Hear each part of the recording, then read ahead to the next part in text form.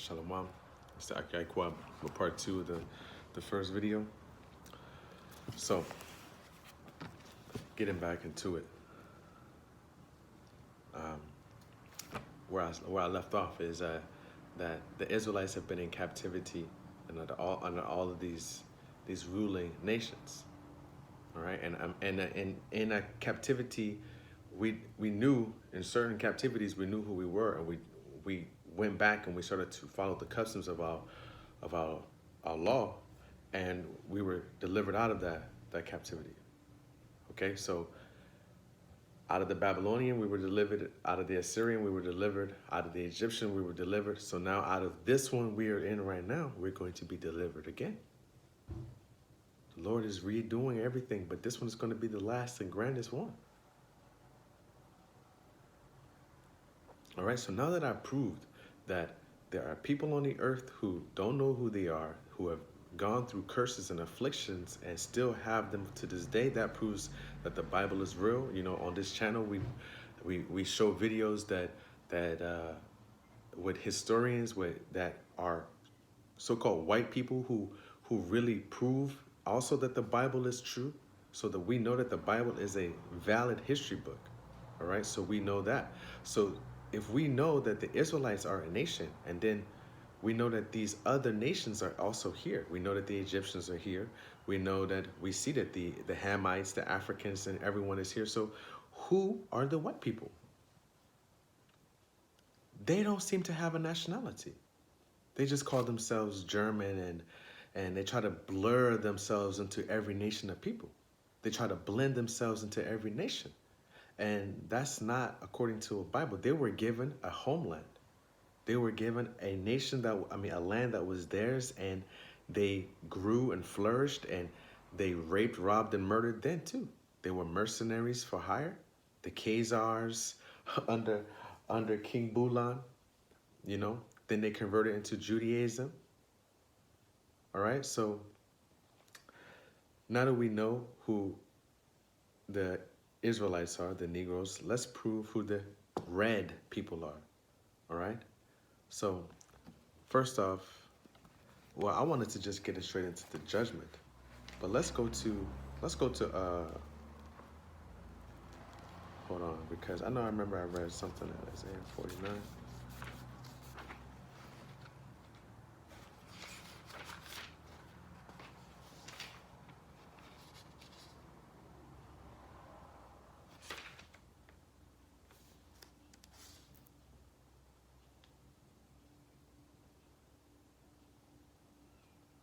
Hold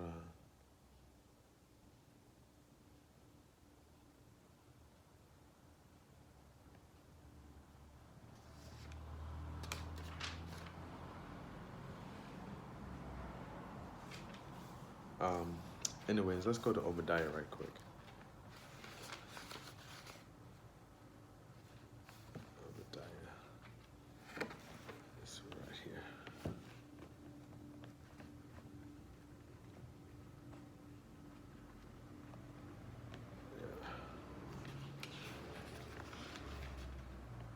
Yeah. Obadiah. Chapter 1. Well, first off, we have to see where Esau was given. Esau was given, let's look up Esau right quick, because in the Bible dictionary, it tells us what land Esau was given. Okay? So because we know Esau came out red all over, red as a hairy garment. Let's look up what land he was given, because the Edomites know. Oops, I went too far. Select here. QRS. Yeah, here we go.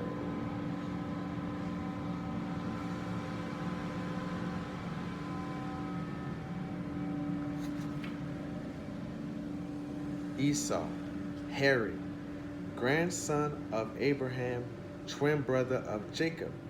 All right?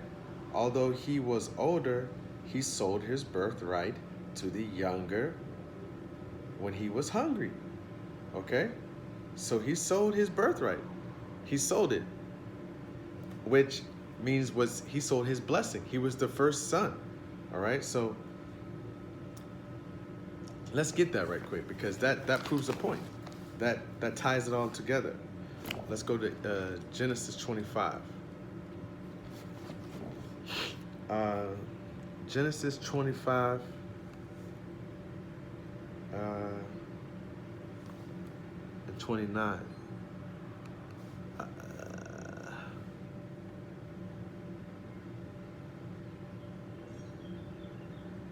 And after that came out his brother, and he took his, let's read 25. Genesis 25 and 25. And the first came out red all over like a hairy garment. And they called his name Esau. And after that came his brother out, and his hand took on Esau's heel, and his name was called Jacob. All right, so his hand was on Jacob's heel. It means supplanter. You know, he was holding him to come after. And Isaac was 80 years old when she bare them. And the boys grew, and Esau was a cunning hunter, a man of the field, and Jacob was a plain man dwelling in tents. And Isaac loved Esau because he did eat of his venison. See, that's how you can tell the Lord is giving you clues as to exactly who Esau is. So when he described him, he said, and the boys grew, and Esau was a cunning hunter. Who loves to hunt in America? Who are the top hunters who go crazy for hunting? We know, the so-called white people, all right? A man of the field. They love to be in the wilderness. Trekkers, outdoorsmen, you know? They love it, bushmen. They love to be outdoors, men of the wild, you know? They go searching for crocodiles. They got to search out the hidden, test the bee sting of a murder hornet, test the poison sting of black mambas, chase animals down, wrestle and get in the field and be rumbling with them and be showing them all in the camera. You ever seen a black man do that? Nah, because that's not who he is. All right, the Lord giving us details as to spiritual details who we are on this earth today. All right. And the boys grew, verse 27, and the boys grew, and Esau was a cunning hunter, a man of the field, and Jacob was a plain man dwelling in the tents. And Isaac loved Esau because he did eat of his venison, but Rebekah loved Jacob. Jacob was a mama's boy. And Jacob saw pottage, and Jacob was cooking pottage, and Esau came from the field, and he was faint. And Esau said to Jacob, feed me, I pray thee, with that same red pottage. It wasn't even done. It was bloody. And how do Esau like to eat his meat? How do white people like to eat their steaks and their meat, their beef? Just raw, seared. You even got this new movement now where they eat raw diet, raw meat diet. They eating ground hamburger fresh, just eating it, just taking steaks and just eating it, man. They're reverting back into their true selves. In these last days, they're showing their true heritage, their true essence of who they really are. Okay? So, but those that have eyes to see will see. Because many didn't have eyes to see that flood coming. Only one did. Everybody else didn't. So how much more of his second exodus and salvation, you know, and cleansing of the earth, man, of the wickedness. He got to cleanse it, all right? Anyways. For I am faint, therefore his name called Edom, which is red. Edom means red, because he likes to eat red. He is red, and he likes to eat raw foods, man, raw meat, blood.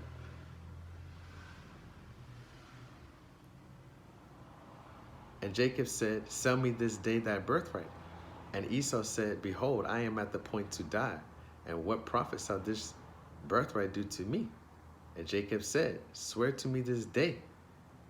And he sware unto him and sold his birthright unto Jacob. You see, so uh, Jacob knew that you're not supposed to swear, and Esau knew that. They knew the law.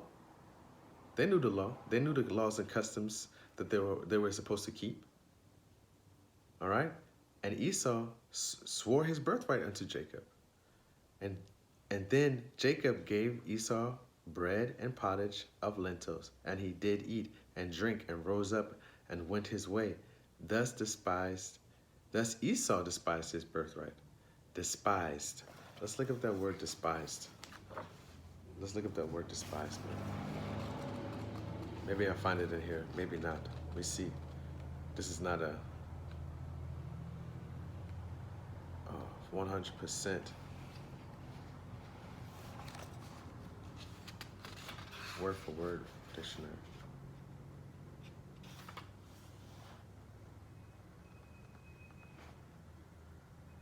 Dispersion, dispensationalism. Sure. No, it's not in here. But when you despise something, you hate it. You disregard of it. I despise that. Like I don't. You really dislike it. You don't want it. All right. So Esau despised his birthright, but he sold it. You know, and people will say that Jacob stole it from him. You know, but he sold it, and when he sold it, the Lord saw it, and he set motions into actions to do what he already had ordained from the beginning. Because when you read in Genesis, he said to her, let's read it right quick. He said unto Rebekah, what's going on? Because she did what?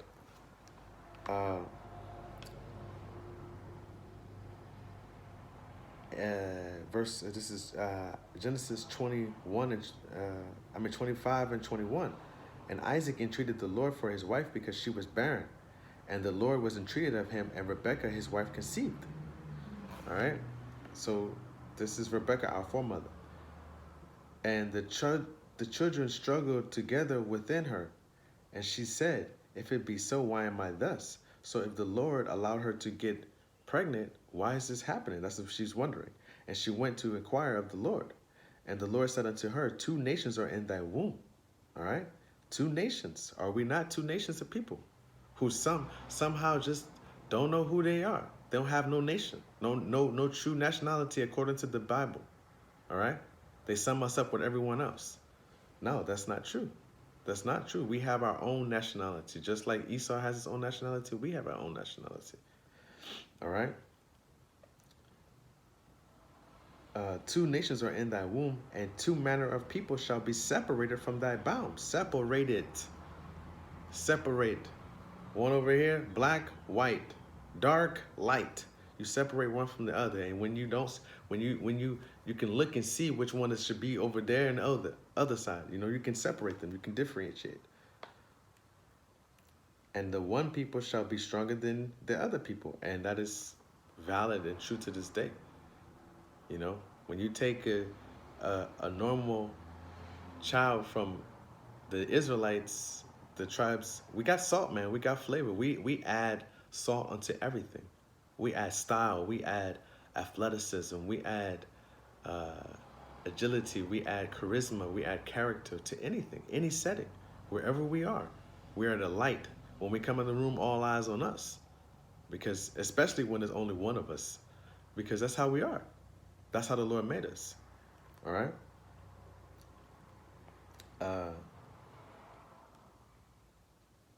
And the one people shall be stronger than the other people, and the elder shall serve the younger.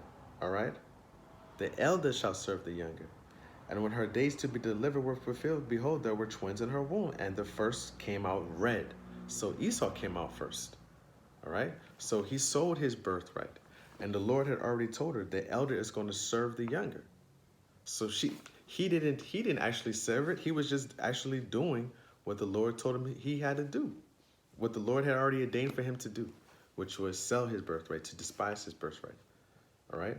So now let's get into the judgment, because now that we understand that Esau, Edom, are the red people of the earth. Now, let's go to their judgment. Let's go to Obadiah.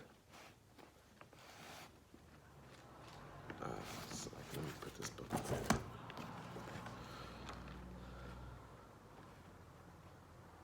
It's right here. I always have a problem with getting it. Right there. So let's go to Obadiah. This is Obadiah 1:1. Thus saith the Lord God concerning Edom.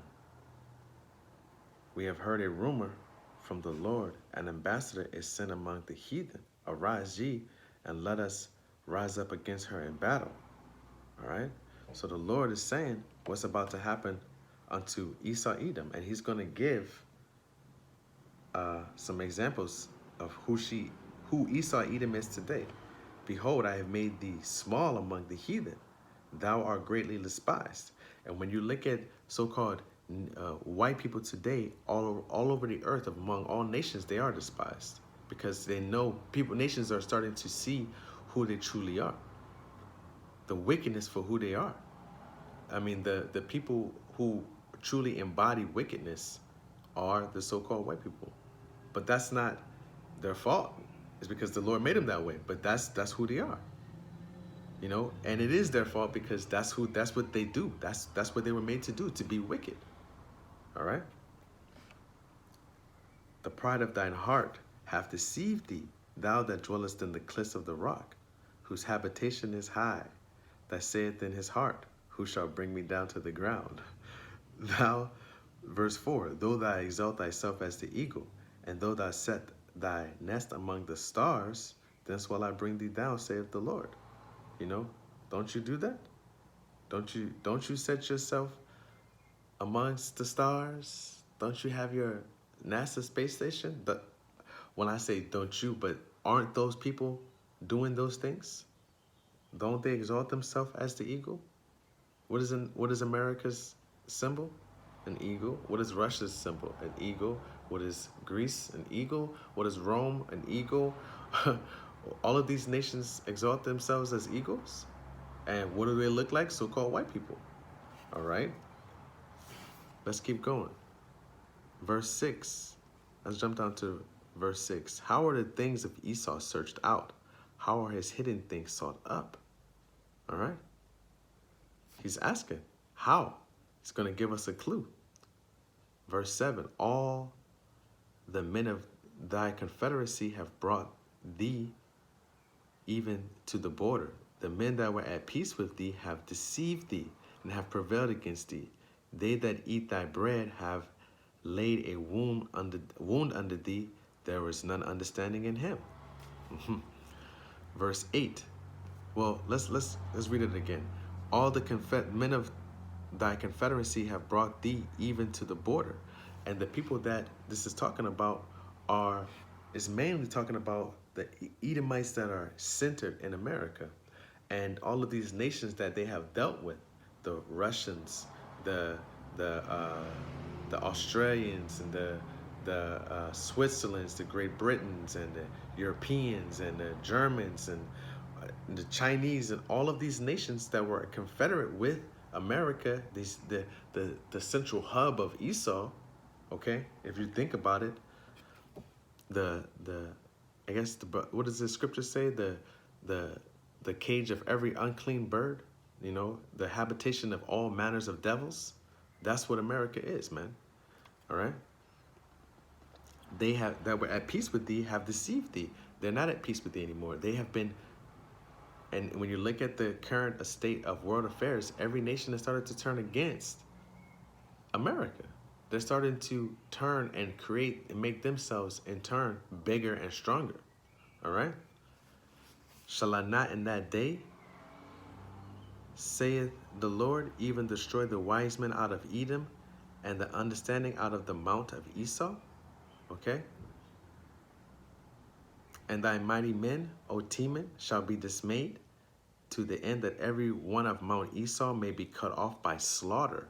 So when you look at the word slaughter, cut off by slaughter, You know, this has not happened unto them. This is something that is going to happen unto them. All right, so that every one of the one of Mount Esau shall be what? Let's see if I have it in here. We gotta check.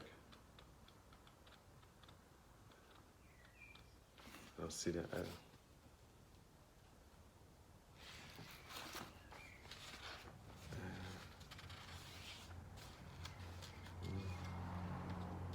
Sluggard.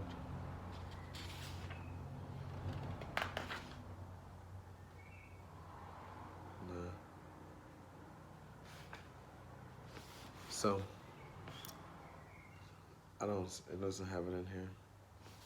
It just has slave slander. That's it. And it just goes off. Slaughter. But to be slaughtered, when you slaughter something, you kill it. All right. You you slaughter it, and it's not something that is going to be taken lightly. That's what I want to say. For thy violence against thy brother Jacob, shame shall cover thee, and thou shalt be cut off forever.